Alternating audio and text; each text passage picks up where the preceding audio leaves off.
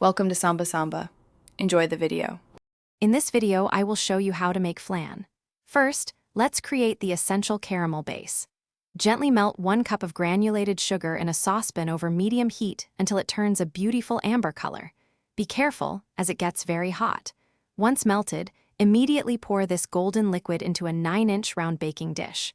Swirl it around to coat the bottom and a bit of the sides. Let it cool and harden completely. This forms the delicious top layer of your flan. Next, we'll prepare the rich and creamy custard.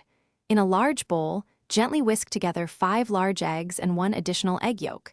This combination gives our flan its signature texture.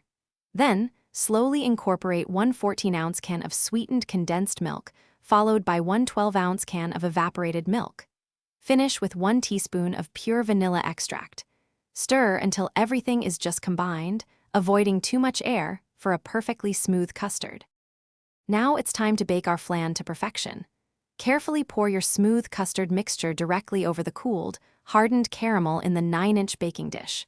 This layering is crucial. Next, place your baking dish into a larger roasting pan. Then, very carefully, pour hot water into the roasting pan, ensuring it comes about halfway up the sides of your flan dish. This water bath, or bain-marie, ensures even, gentle cooking. Bake at 350 degrees Fahrenheit for 60 to 75 minutes.